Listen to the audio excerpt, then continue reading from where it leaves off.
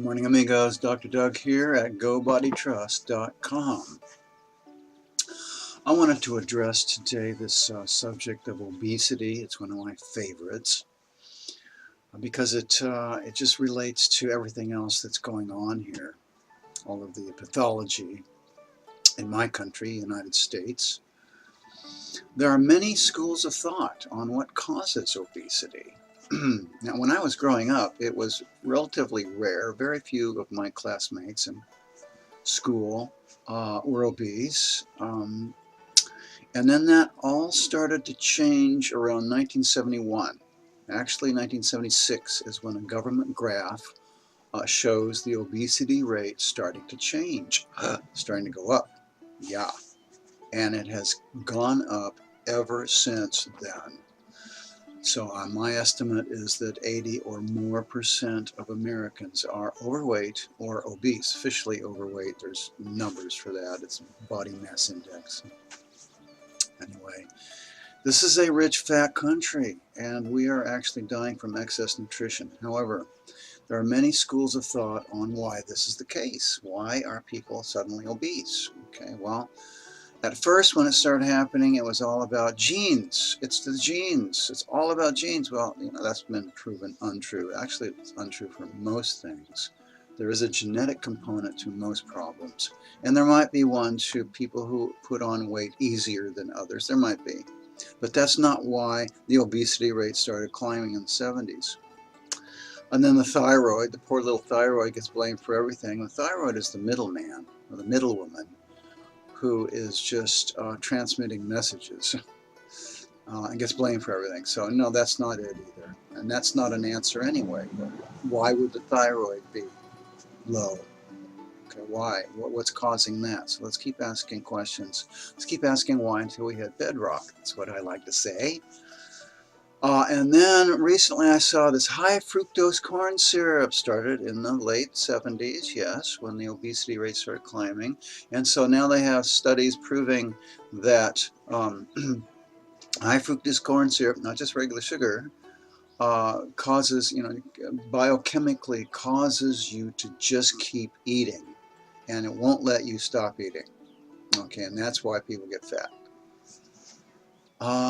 No, I don't buy that. I really don't, because for one thing, there's no real proof that any food forces you to eat. There's no little guy with a gun that comes out and sticks it in your head, in your face, and says, "Eat."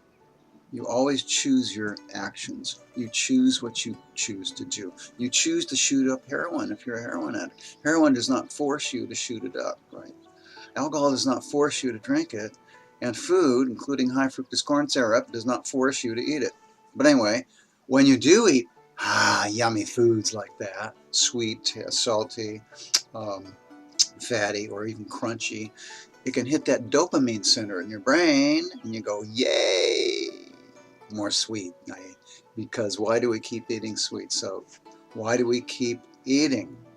Still hasn't been answered by the high fructose corn syrup people. Okay, so now the popular reason that has always been there is that people are just uneducated. They just don't know the right foods to eat, the low-calorie foods to eat, because it's all about eating more calories than you use. If you eat more calories than you use every day, you'll get fat. So why are they? Because they don't understand, they don't know, they're not educated. They just don't know the right foods. And the government, I mean, I grew up with, the 7 foods, the 12 foods, the pure food pyramid, and all the good foods down here, and the bad foods are way up here, and something like that, right? And all the protein, you have to know protein, carbohydrate, and fats in order to be a successful eater. And all this is about your education. You must receive an education on nutrition. And you must buy diet books and follow them and understand all the ins and outs, all the latest discoveries of all the foods. And this is why people are fat, because they just don't know. Well, I think a lot of people do know, and a lot of people don't care.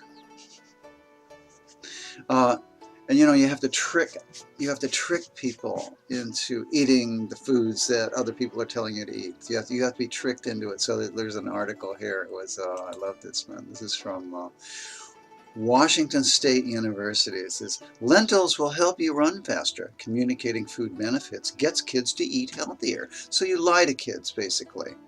Oh, Wheaties will make you strong. You have to eat your breakfast. Lentils will help you run faster, so you have to eat those lentils. Broccoli will make your genitals pulse morning, day, and morning, noon, and night. So, or whatever it takes to sell.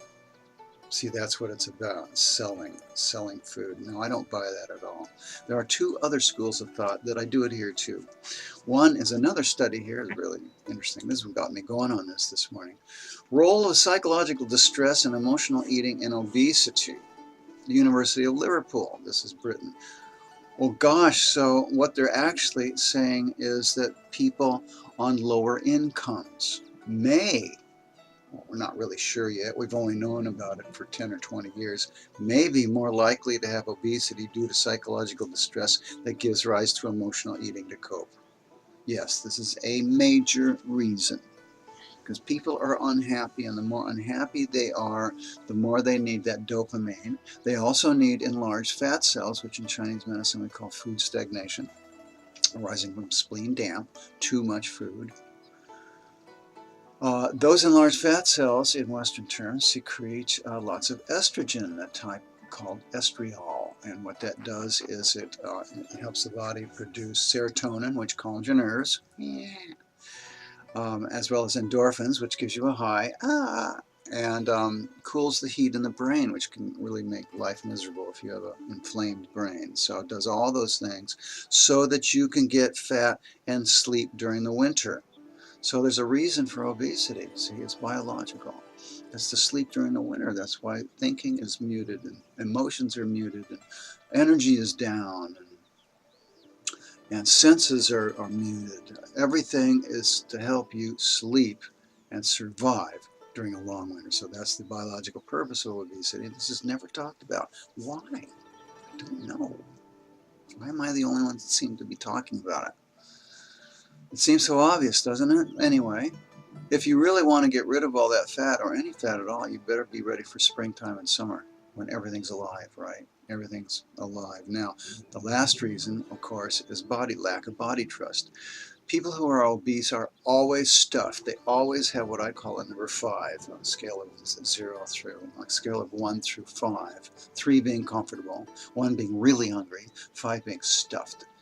They always have that stuff feeling, but they're just numb below the waist. It's all the head trip and the dopamine and the endorphins and all that stuff. It's nothing down here on the belly, because the belly is uncomfortable, always saying don't eat. The stomach's always saying do not eat. But I'm not listening. I don't want to hear you. I want to eat. I want dopamine. I want a reward. Yes, because living in poverty is very tough. That's why we need a psychological system, a philosophical system, or a religious system to calm everything down, because a peaceful mind is the beginning of a healthy body. It's not the last thing that you attend to. It's the first thing you attend to. Well, anyway, this weekend, Saturday, if you're around in LA, come to Mystic Journey Bookstore, 3 to 5 on Saturday, May 11th. I'm giving a book signing from my book, Chinese Medicine for the Modern World, and a presentation, kind of a workshop. We're going to do some hunger awareness training. We're going to talk a lot about Chinese medicine and 8 principles and 5 substances and the shin and the spleen.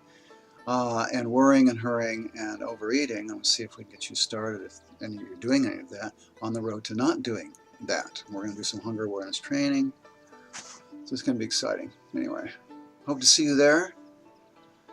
And that's all for today, amigos. Hasta el lunes.